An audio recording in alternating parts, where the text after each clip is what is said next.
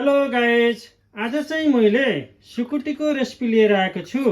त्यसको लागि मैले यहाँ जिन्जर चप गरेको छु थोरै, त्यसपछि गार्लिक चप, डेकोरेसनको लागि यो बनाउने अर्थात् प्याजको पत्ताबाट काटेको बनाउने भन्छ त्यो, अनि त्यसपछि सुकुटीको लागि मासु, यो अब घरमै बनाएको हो, यहीँ बनाएको हो है, सुकाएर।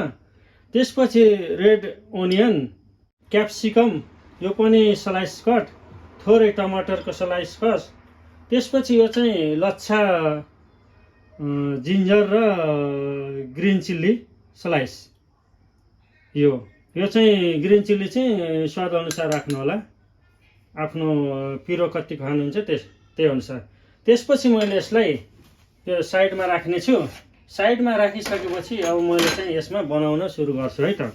त्यसपछि मैले एउटा फ्राई प्यान बसालेँ। फ्राई प्यानमा अब मैले थोरै तेल राख्नेछु। यो चाहिँ हाम्रो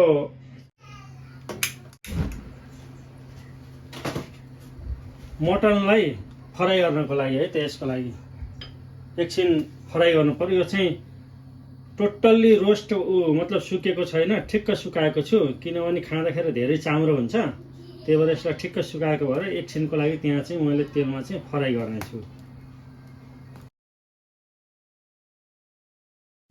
अब मैले यसमा तेलमा यो सुकुटी हाल्नेछु, मासुको पिसलाई एकछिन फ्राई गर्नेछु।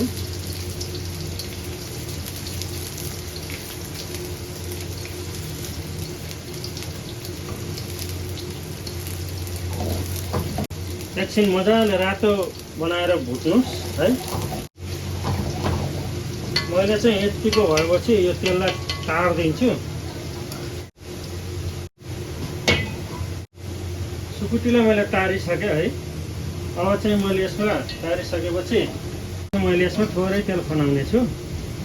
तारिसकेपछि सबैभन्दा पहिला चाहिँ मैले यसमा लसुन चप राख्ने छु सबभन्दा पहिला।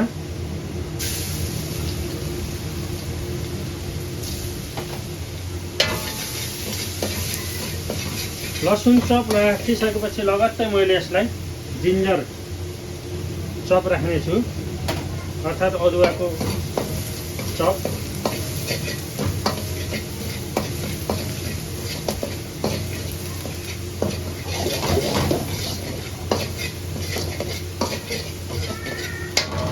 त्यसपछि मैले ओनियन स्लाइस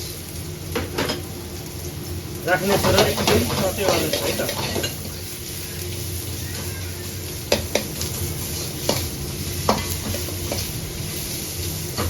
सटे गरिसकेपछि मैले यहाँ सुकुटी राख्नेछु। सुकुटी राखेर एकछिन सटे गर्नेछु।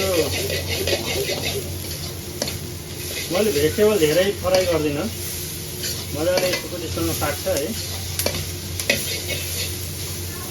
मैले टमाटर र क्याप्सिकमलाई एकछिन पछि राख्नेछु। अब यसमा मैले मसलाहरू राख्नेछु। थोरै हल्दी पाउडर, त्यसपछि जिरा पाउडर, धनिया पाउडर, रातो खुर्सानीको धुलो हल्का स्वाद अनुसार, गरम मसला हालेँ मैले, त्यसै गरी थोरै नुन हालेँ है। त्यसै गरी मैले यहाँ चाहिँ यो चाहिँ पाप्रिकाबाट थोरै कलरको लागि भनौँ हालेर एकछिन चाहिँ यसलाई मिक्स गर्नेछु है।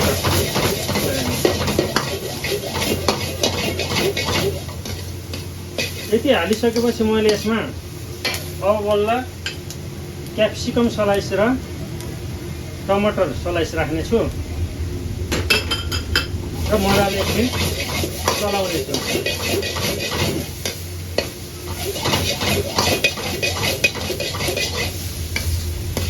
ल अलिअलि सब्जीको काँचो स्वाद पाकेको हुनु पर्यो, तर हल्का काँचो भएर केही भएन।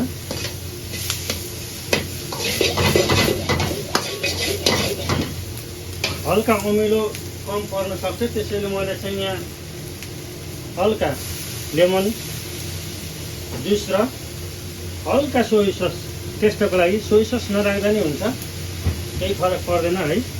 तर लेमन चाहिँ अमिलो कम हुन्छ, त्यस कारणले हाल्नु होला।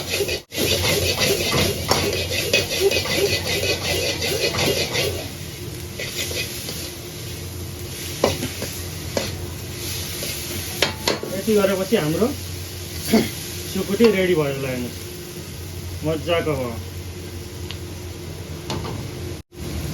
त्यसपछि थोरै नुन हाल्ने, सल्ट एन्ड पेपर हालेको मैले है।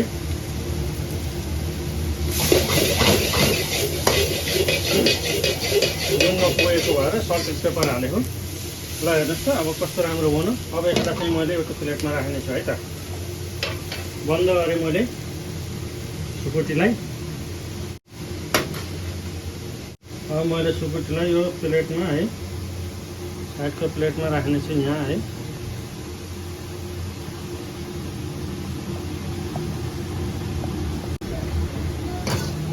यही प्लेटमा राख्ने छु।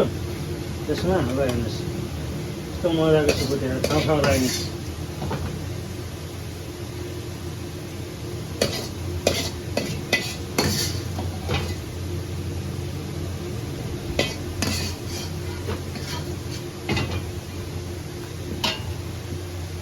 त्यसपछि मैले डेकोरेसनको लागि यसमा टक्क लगाएर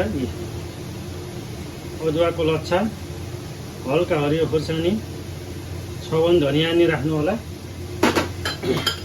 त्यसपछि यो भयो बान्नुने कि है। ल हेर्नुहोस् सर लगाएर बान्नुने कि।